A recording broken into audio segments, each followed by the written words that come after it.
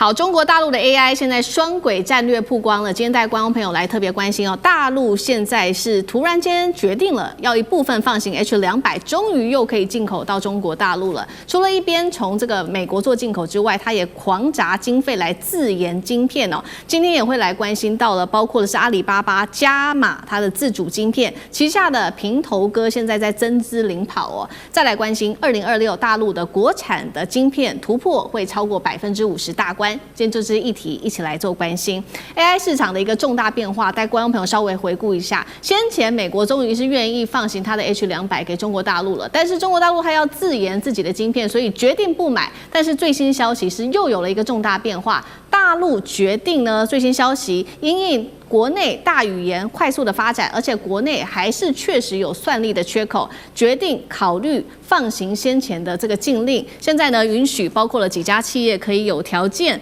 鬆綁來採購輝達的 H200，包括了阿里巴巴、字節跳動跟 DeepSeek 都有望受惠哦。那傳出規模是20萬顆，大家可能會覺得，20萬顆好像很多，沒有哦，這個還不到目前中國大陸市場需求的一半，代表說它是放行，但也不是真的全面放行。所以大陸現在的做法就是被大家視為是雙軌制的原因，是一手從美國進口晶片，另外一手持續強化它在 AI 晶片的布局。好，一共是4大布局。首先看到的是阿里巴巴旗下的平頭哥的部分呢，現在阿里巴巴加碼自主晶片，它的平頭哥也大幅增資了，這個資本額提升到10億人民幣，這是第一個。第二件事情是 DeepSeek 也在自研 AI 的推論晶片，降低對輝達的依賴。第三個是智譜 AI， 它也在發展自己的晶片哦，客製化的晶片。它跟中國大陸的本土 IC 設計公司合作來做客製化的 AI 晶片。最後第4個是字節跳動了，它也擴大規模來採購國產的 AI 晶片。所以節目一開始先請教楊老師，中國說有可能有限度的放行 H200，這是一邊，另外一邊又在自己強化自己的國產晶片，它的雙軌策略，老師怎麼看？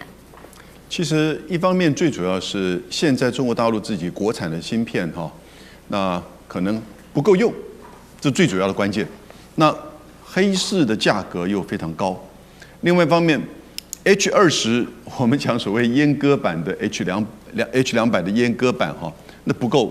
這個效能不夠好。美國現在願意放 H200，其實這還是 NVIDIA 的這個第2級，而不是最主要的 Blackwell。Blackwell 美國不會出售。所以中國大陸在過去堅持一段時間之後，發現到有實務上的需要，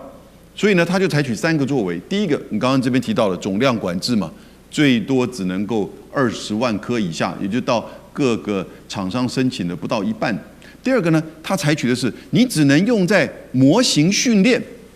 你不能用在邏輯化的這些這個芯片的過程當中，那個部分還是強力的要求你要用國產的芯片。因為都會牽扯到更進一步的，就是技術。那第3個呢，它要必須每一家公司自己專案來申請，那它能夠掌握到你實際上這個進行的這個情況。所以我覺得其實是這個就建在所需要的這個因素。那不過這裡面必須要提到的是，美國現在它的確也許在 GPU 上面還是具有這個領先。那中國大陸在你剛剛提到好幾個都在發展自己本身的國產 AI 晶片的同時我覺得美國的 AI 產業現在面臨到最大的問題，其實現在已經出現了，就它的電不夠。各位知道亞馬遜要花將近7億美元在三里島蓋小型核電廠，Meta、Google 都在做，可是美國的整個電網老舊，而越來越多的資料中心尋求在美國建立，所以現在有人預估美國可能最糟糕的情況是，這些已經在申請的資料中心，將來可能有將近一半，至少1/3做不出來，因为電不夠。所以未來美國的 AI 的產業，可能最大的關鍵倒不是說跟中國大陸在模型還是芯片上的競爭，而是它自己本身電不夠了。好，那聶老師又怎麼看呢？我覺得我有一個經驗，在這個兩年前我帶一些學員到紐約的時候，要去之前呢，有紐約的朋友跟我說能不能拿到 H100，我說 H100，我研究了一下，原來是算力很快的台積電的某些晶片，但這晶片在大陸做不出來。我覺得是有人想透過關係弄給大陸，大陸急求，那到年底之後呢，大陸知道他們美國不給，就做了一個黃軍就告訴他們說，給他 H20。那 H-20算力非常之低，因此就送過去，只有这個 H-100大概1/3就送去。就送去之後，中國很想要，可是中國很快創造出他們的相等晶片，就對 H-20也就不要了。可是，在不短的半年後呢，竟然黃仁勳告訴了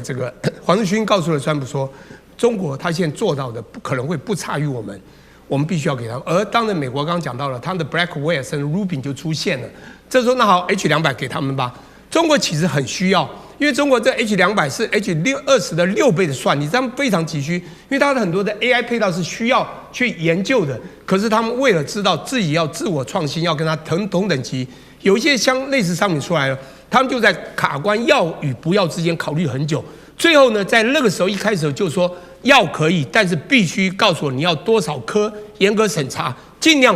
量用我們自主創新的。对，但他們還是有需要，因此走到現在還是一樣的道路了。我必須說，未來的世界會這樣子，叫 two specs， 2種規格。這個很早就有很多人講了，因為當中國崛起之後的美中在較勁的中美之爭的時候，這2國都有它在全球一個領導的地位。如果你是一個國際廠商，你必須符合過去的美國，以及未來你要在中國市場賣東西，你就符合中國。當它完全不相符的時候，你就要看誰未來最有趨勢。所以我要這樣講，就是國際企業將來你要看是大中小型企業，或是短中長期的時間。未來我們還是在看，搞不好可能就被全部中國拿去了，你就完全走向中國。最少現在大型企業必須要做2種規格，比如包括到中國設廠的很多就到東南亞去，叫 China Plus One， 這樣同樣的概念，這是未來的世界。好，所以未來可能走2大體系哦，在 AI 有這個美國的體系跟中國大陸它自己的體系。那其實呢，我們也看到美中都在拼 AI 哦，尤其現在可能引爆另外一個算力的需求，就是因為美中他們的這些科技巨頭都在做 IPO。我們先看中國有2家企業 IPO， 第一個是低潤大廠長興存儲，第二個是它的 NAND Flash 的大廠龍頭長江存儲哦。第一個是長興存儲，第二個是長江存儲，都 IPO。再來美國方面，幾家大廠也拼 IPO， 3家 SpaceX、OpenAI 跟 Anthropic， 代表說未來的算力需求會越來越大，成為另外一場算力軍備的競賽嗎？聶將軍，聶將軍怎麼看？確實是如此哈。我們知道國力代表算力代表國力哈。這個《孫子兵法》有一句話叫做“多算勝，少算不勝，何況無算乎？”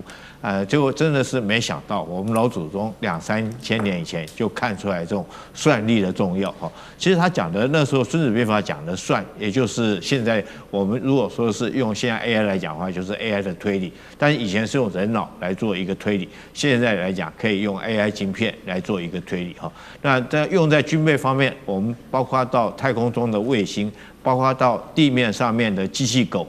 各項的武器載具哈，都必須要用到 AI 的算力。那我這邊特別要強調的，其實 AI 未來我們現在講的這些哈，不管是這個日節跳動或者 DeepSeek 等等主要都是用在這個商業用途上面。那軍事用途上面來講的話，我相信中國大陸他們國防部自己會成立一套系統來做，不管是大模型的訓練或者是推理的晶片，它應該會制成一套系統，而不會跟這些東西不會跟商業混在一起。那做這些晶片未來會用在什麼地方？